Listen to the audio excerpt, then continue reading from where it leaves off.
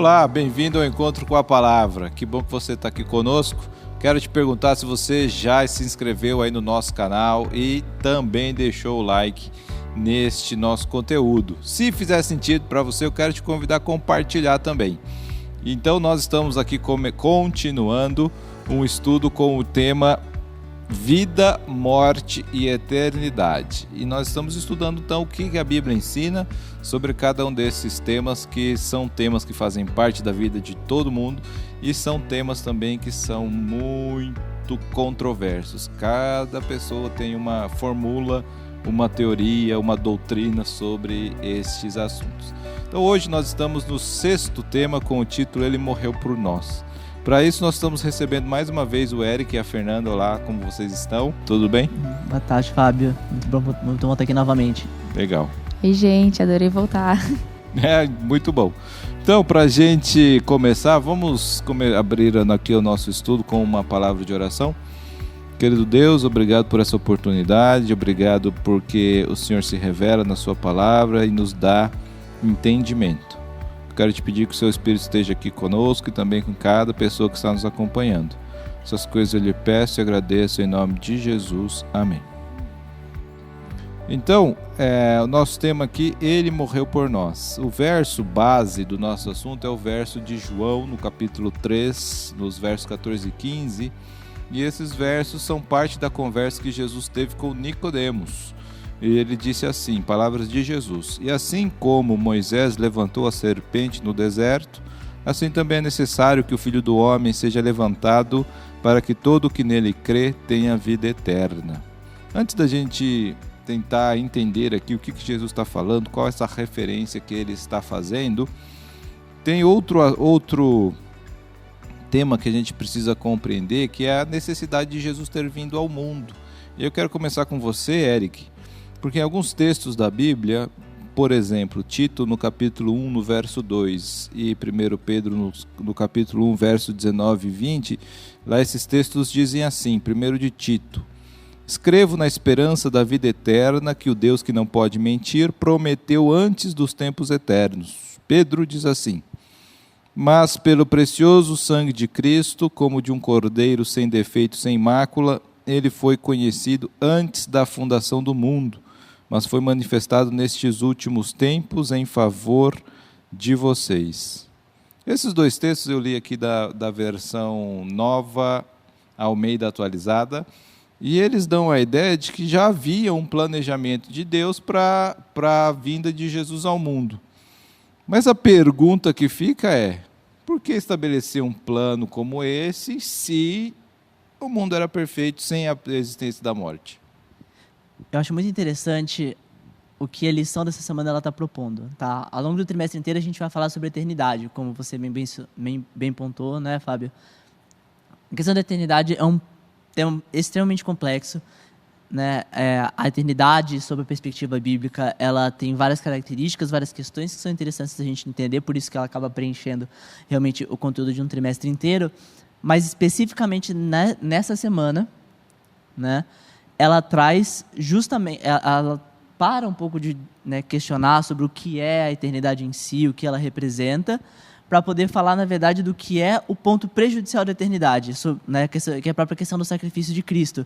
Porque sem ela, toda a discussão do que é a eternidade, de como que ela está descrita na Bíblia, quais são as suas características, ela é totalmente vazia de sentido.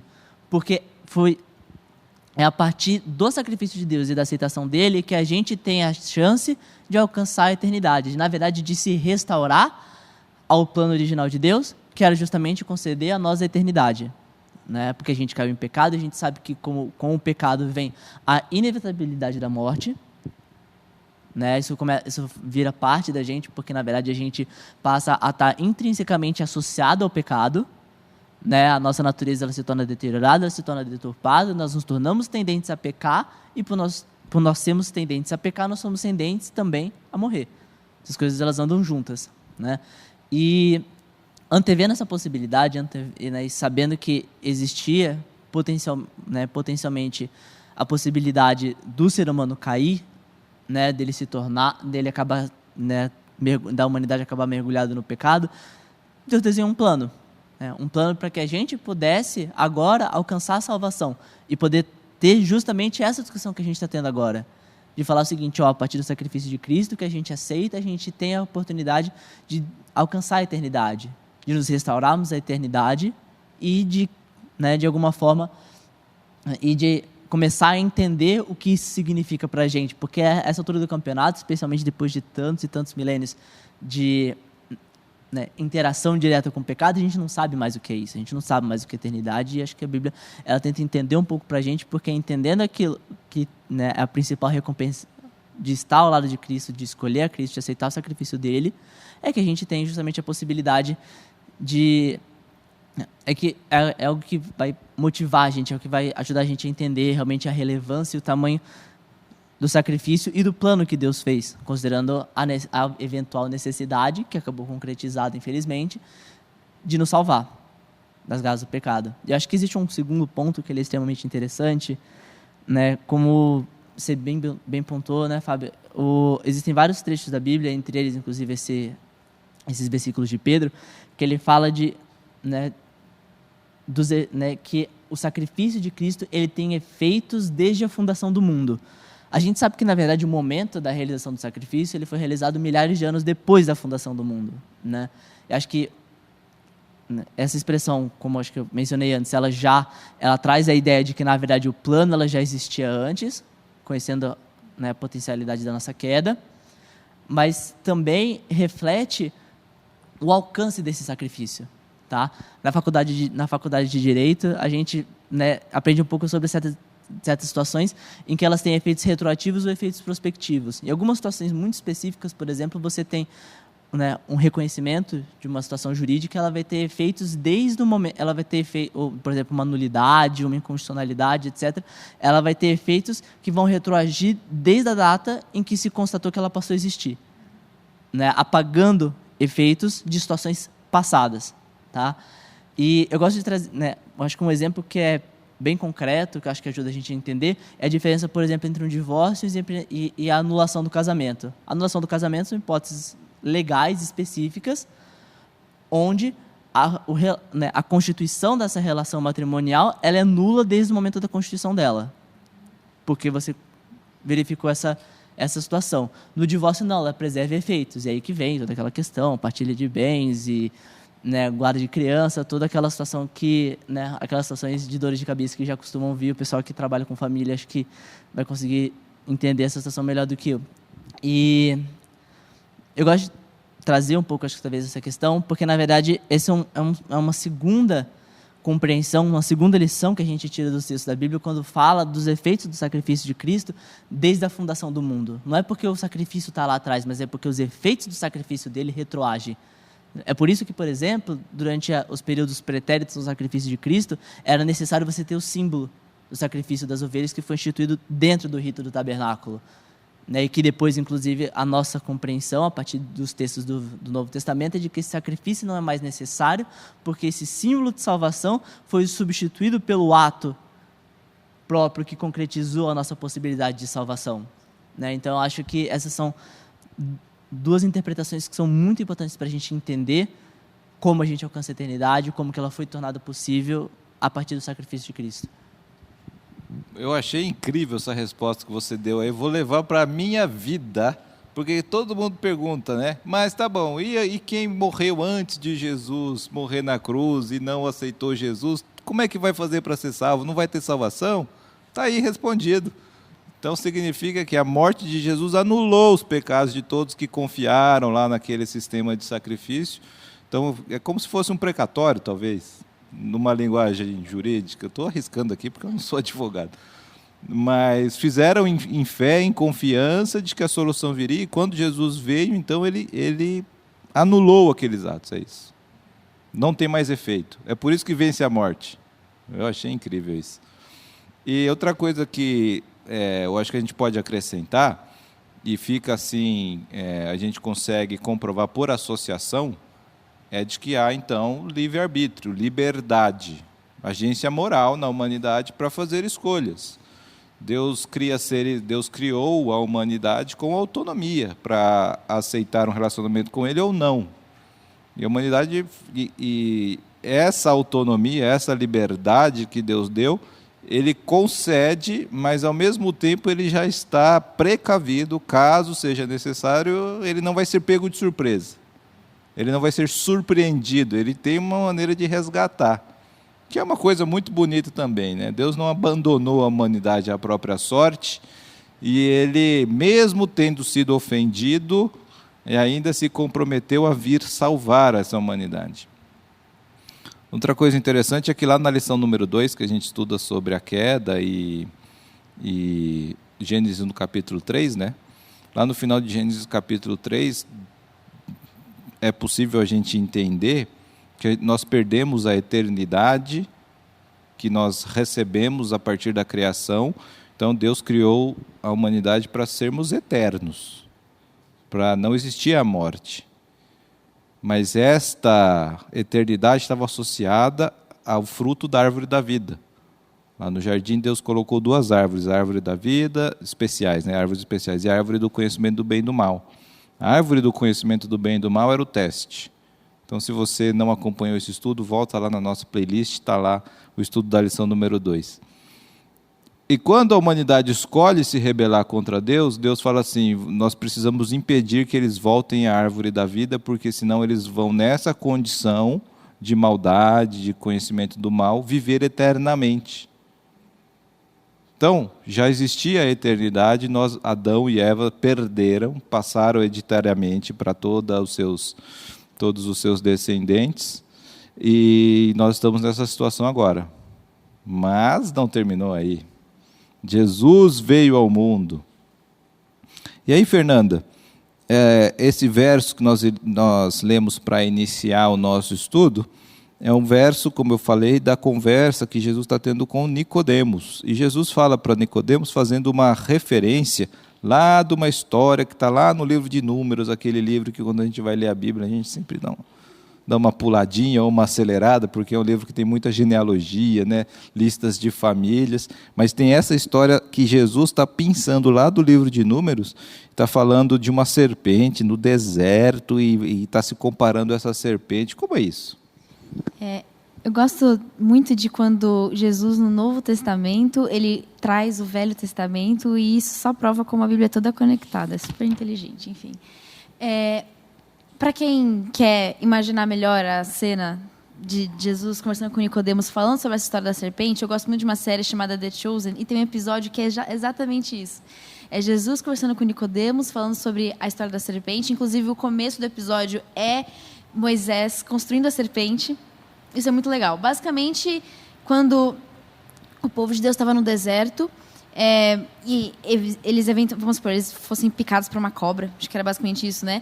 Para ser curado, o que faz? Aí Deus mandou Moisés construir uma serpente, acho que era de metal, né?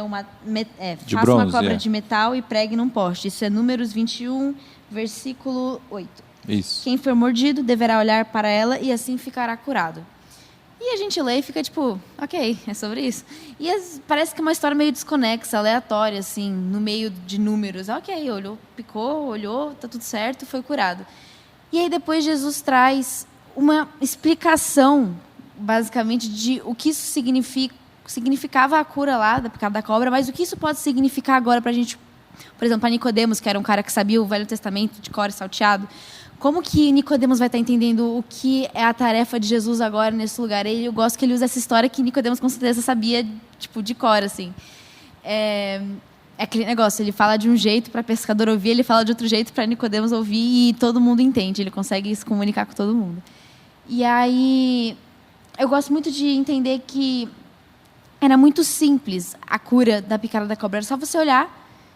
E era isso, está escrito aqui, quem for mordido deverá olhar para ela e assim ficará curado. E aí, o significado disso, acho que para se aplicar com Jesus e para a nossa vida, por que quem olhar para Jesus também será salvo, né? Acho que isso está no verso. Que o Filho do Homem seja levantado para que todo que nele crê tenha a vida eterna. Para mim, o que eu consigo interpretar disso é que é uma coisa muito simples. Que nem era simples você olhar para a cobra e ser curado, você olha para Cristo sendo levantado e a gente acredita nisso, e é uma coisa simples. Eu tirei essa parte da simplicidade da história, sabe? Não é uma coisa, eu tenho que trabalhar para ser salvo, eu tenho que fazer tudo, milhares de coisas para ser salvo, eu preciso... Não, você olha para Cristo e é nesse caminho que está a salvação. Eu gosto desse pensamento, assim. Então, eu acho que a gente pode entender também no sentido de que a solução lá da serpente de bronze que Moisés levantou a pedido de Deus, a cura viria exclusivamente a partir da fé. Exato. E aí a gente pode conjecturar que muita gente escolheu não olhar. Não, mas eu vou olhar para aquele absurdo, eu não vou olhar não. E não tinha outra solução senão olhar para a serpente. A única cura para aquele problema era a solução que Deus estava oferecendo. A solução que Deus estava oferecendo era olhar para a serpente de bronze. Aí Matthew Henry, um comentarista bíblico do século XIX, muito importante, ele comenta que uma das possibilidades que Deus ordenou a Moisés para fazer uma serpente é para que as pessoas olhassem para a causa, para se lembrassem da rebelião delas contra Deus, para a causa do pecado delas contra Deus, que era a serpente, e de que a solução viria de Deus. Então, apesar delas estarem em rebelião contra Deus, e aí os versos anteriores, eles estão reclamando com Moisés, que eles estão no deserto, que a situação está difícil. E aí eles reclamam do maná, xingam o maná, imagina. Está no deserto, Deus está mandando a comida todo dia para eles estão reclamando da comida. Então, parece que Deus tira a proteção, as serpentes invadem, e agora, para resolver o problema, eu tenho que olhar para aquilo que eu causei. E aquilo que eu causei, e eu estou ofendendo a Deus, mas Deus, na sua misericórdia, está me curando. Está olhando para mim, me curando pelo poder e misericórdia dele.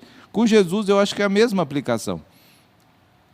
Nós nos rebelamos contra Deus, nós herdamos a mortalidade, mas cometemos os nossos próprios atos de pecados que nos separam de Deus e nos levam à morte.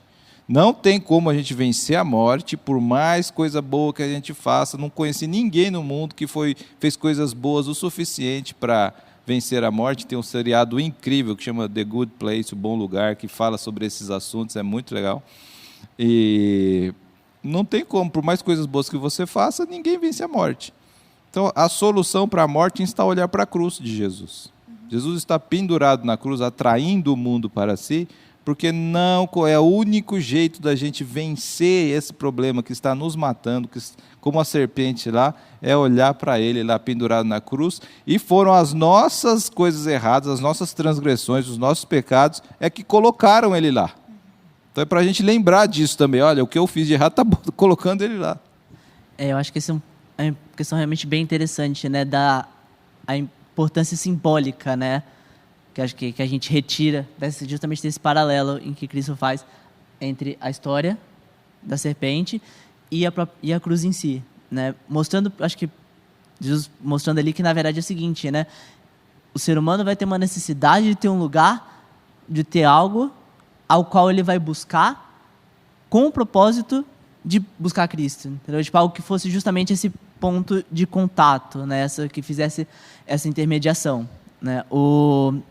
Eu acho muito interessante, justamente porque é aquela coisa, para o propósito do sacrifício em si, do plano em si, para que a gente pudesse ter acesso à graça, só bastava a morte de Cristo, certo? Cristo vir, morrer sem pecados, enfrentar a morte como todo ser humano enfrenta, e ele, por ser uma morte justa, é um sangue limpo que vai lavar os nossos pecados, certo? E aí, qual a questão, acho que da cruz ali, né? Ela traz esse ponto onde a gente pode olhar, um lugar onde a gente possa buscar, e a partir disso, como você mesmo falou, receber, né, com o propósito de pedir para Deus e receber dele a misericórdia, né? Porque, na verdade, quando você olha em números, né, você consegue...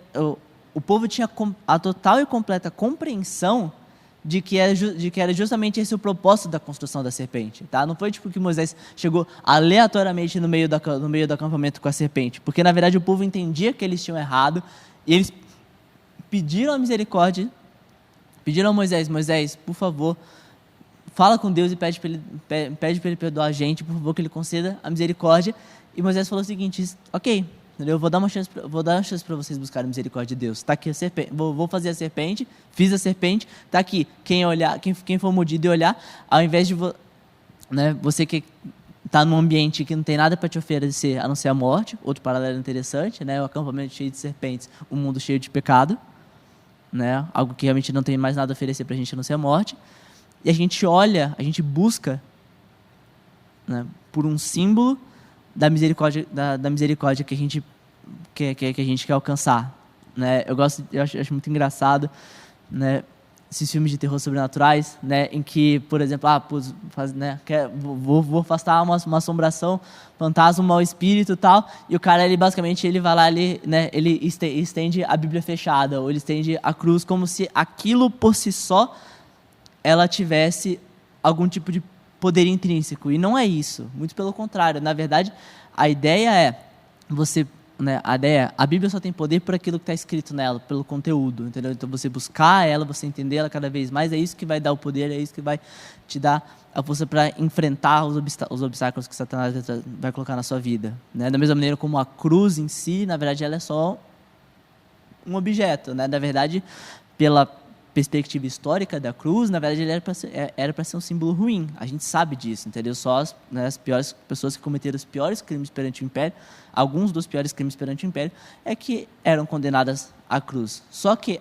a graça de Cristo, o propósito dele, o amor dele, trouxe um novo significado, fez uma ressignificação desse símbolo, e que se nós buscamos esse símbolo a partir, com esse propósito, com essa questão em mente, com o amor de Cristo dentro da gente, e com a noção, a consciência de que se nós pedimos misericórdia a Deus e nós pedimos que Deus conceda a graça, Ele vai conceder.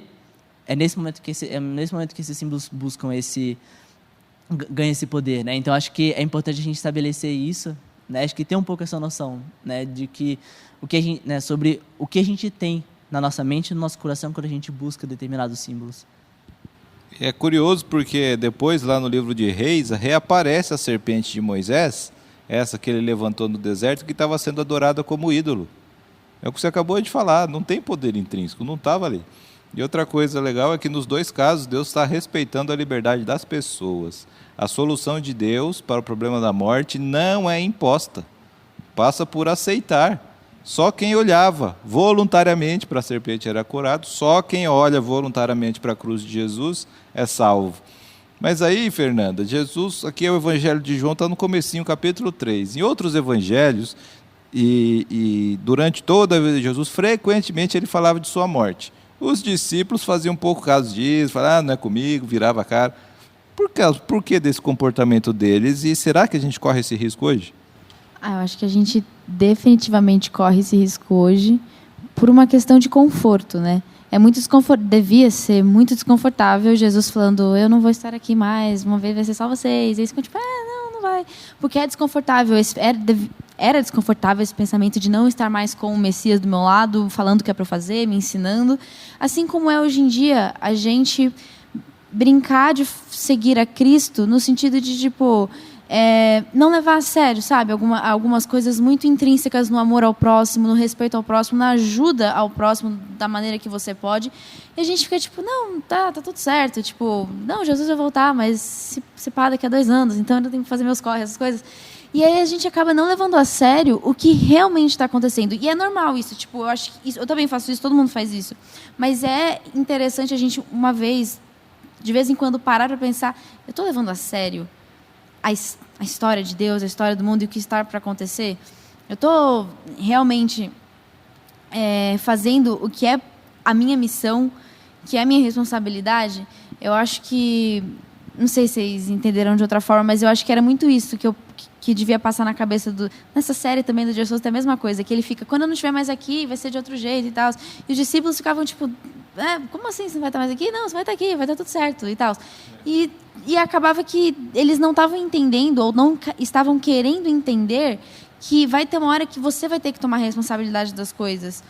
Deus nunca vai te abandonar, mas você também tem que tomar ação na sua missão, sabe? Não para ser salvo, porque a gente sabe que a única coisa que salva é a graça de Jesus e o sacrifício dele por nós. Mas cada um tem uma missão e uma responsabilidade com os outros que não têm a oportunidade de conhecer Jesus, que não têm a oportunidade de receber amor, coisas boas, sabe? E eu acho que a gente às vezes brinca disso. Eu culpada, faço isso às vezes. Você foca muito na sua rotina, nas coisas que tem que fazer, e de repente passou um ano e você fez pouquíssimas coisas focadas na sua missão, na sua responsabilidade com Deus.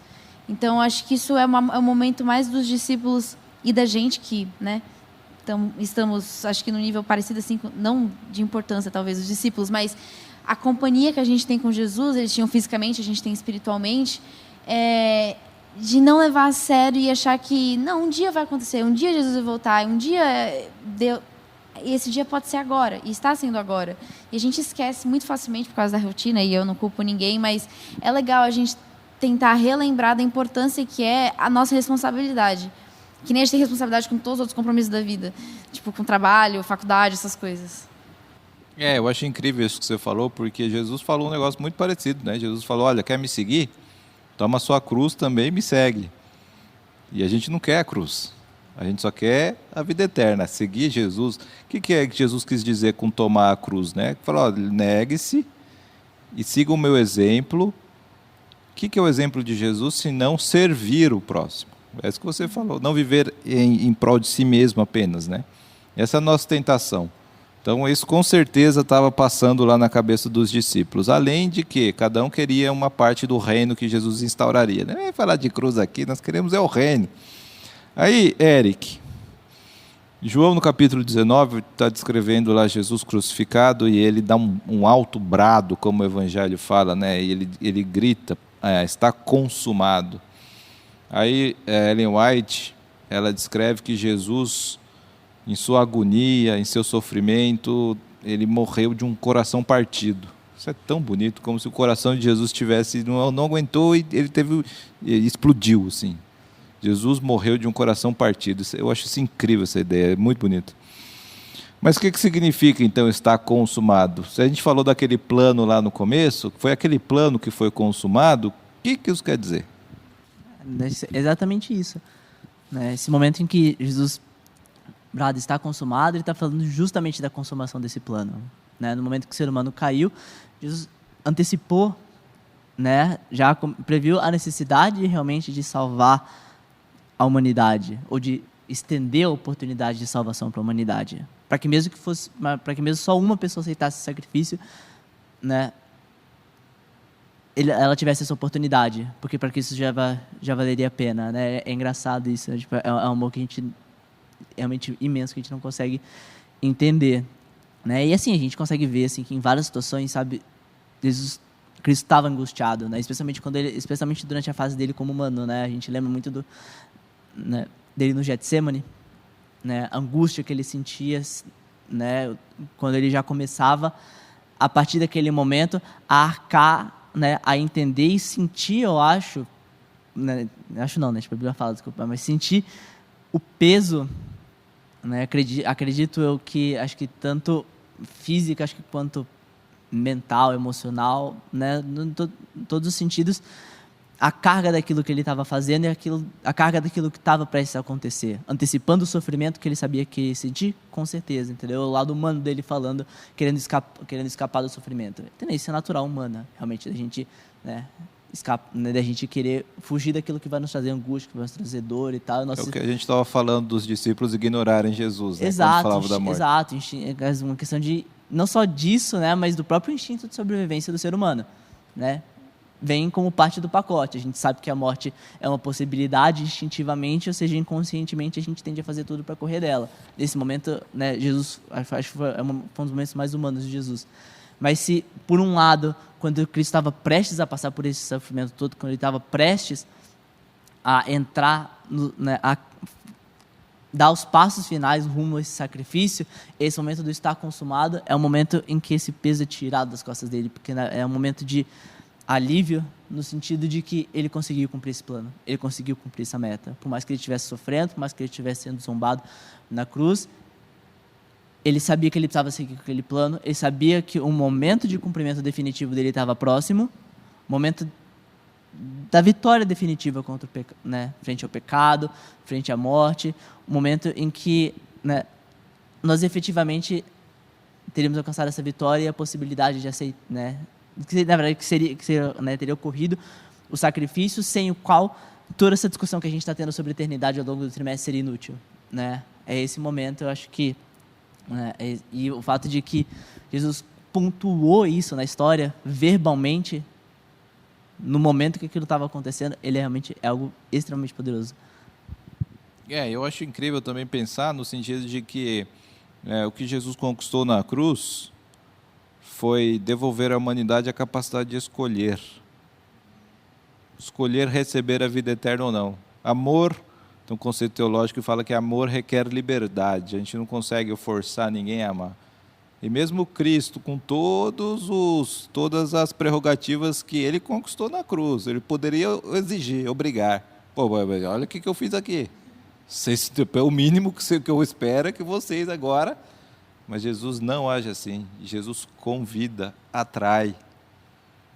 E aí, caminhando para o final agora, Fernanda, é um tema que é um pouco injusto com você, porque daria para a gente fazer todo o nosso programa só sobre esse verso. Mas esse verso aqui fala desse significado, da capacidade de Jesus, que Jesus nos devolveu de escolha. Paulo, em 1 Coríntios, capítulo 1, verso 18, na tradução da Nova Bíblia Viva, diz assim: sei perfeitamente bem como parece loucura àqueles que estão perdidos quando ouvem a mensagem da cruz. Nós, porém, que somos salvos, reconhecemos que esta mensagem é o próprio poder de Deus. Como a gente entende esse texto? Por que é loucura e por que é o poder de Deus? Acho que por um distanciamento cronológico, assim, da época da Bíblia, a gente acaba esquecendo que era a cruz. Tipo, cruz era um sacrifício, e aí a gente usa a cruz no colar, e cruz em todos os lugares, e a gente se acostuma com a existência da cruz, e cada um pega essa cruz e bora. Só que, pensa que na época, ninguém tinha usado o símbolo da cruz antes. O símbolo da cruz é morrer, é só isso. Então, para um cara que fala, cada um pegue a sua cruz e bora, é tipo, eu imagino as pessoas olhando e pensando, como assim pega essa cruz? Que tipo de símbolo de salvação é esse? Que tipo de símbolo de amor e felicidade é esse, sabe? Subversivo, né? Escandaloso. Você fica, tipo, como assim? Era uma coisa boa e do nada o cara fala, pegue a cruz. Então, é justamente para a gente entender o quão importante e séria é esse chamado que Jesus faz para a gente. Sabe? Não é só, eu sou cristã e você esquece de como viver a sua vida de verdade como um cristão que segue, que age como Cristo agiu, e você, não, sou cristã, cruz em todos os lugares, é sobre isso, e a gente acaba, acho que a palavra é esquecendo mesmo, do peso que teve naquela época, na época de Jesus, ele usar a cruz como símbolo. Significa, toma esse peso que eu estou tomando também, e se você quer se juntar a mim, ok, vamos junto. Pega é difícil, é pesado, vai ser tortuoso às vezes o caminho, que a gente sabe que é, mas é justamente para ter essa responsabilidade. Por isso que na época eu imagino as pessoas, como assim, cara? Porque a gente está tão acostumado com a cruz e com o cristianismo tendo a cruz como símbolo que a gente perde o significado da cruz. E a cruz sendo o próprio poder de Deus, eu acho que ele está basicamente materializando tudo o que aconteceu, todo o plano dele, todos os efeitos e consequências do plano dele, da vida de Jesus num símbolo. Que é um símbolo que na época trazia tristeza, era pesar, era culpa, era a justiça no sentido de o castigo que as pessoas levavam, e Deus conseguiu transformar isso num símbolo de esperança, que é uma coisa que só Deus consegue fazer. Você conseguir trazer uma coisa que todo mundo sabia que era ruim, e ele fala, não, eu vou usar essa coisa para ser esperança. É tipo a serpente no deserto. Exatamente. Né? Voltando para a serpente. Exato, que é uma coisa que trouxe tristeza, trouxe o pecado, e ele usa, não, agora isso aqui vai ser o motivo de vocês se curarem da picada da cobra. a cruz trazia tristeza e o castigo e a morte das pessoas, e agora vai ser um motivo de esperança. E eu acho que é isso que ele faz com cada um de nós. A gente tem motivo para trazer tristeza para o mundo, trazer culpa para o mundo, a gente faz coisas ruins para o mundo, mas Deus fala, não, eu vou usar você para trazer luz para o mundo, para trazer bondade para o mundo. Eu acho que isso é o que mais define o poder de Deus. Ele tem o talento de conseguir pegar coisas horríveis e transformar na salvação e em esperança. Outra coisa que a gente está acostumado também é com aquele conceito de violência redentiva, né? Então a gente está acostumado com o universo da Marvel, e o universo da Marvel, eles conquistam a liberdade, eles salvam o mundo, é sempre usando de violência, é sempre usando de força, de guerra. Mas lá na antiguidade era absurdo e continua sendo absurdo hoje, como a gente está usando aqui o universo cinematográfico da Marvel. É loucura um Deus que se deixa pregar numa cruz. Mas a cruz de Jesus demonstra como é o caráter de Deus. O caráter de Deus que é vilipendiado, que é ofendido, que é deturpado, seja pelo inimigo, adversário, seja até por quem se diz seguidor de Jesus. Mas o caráter de Deus estava demonstrado numa cruz.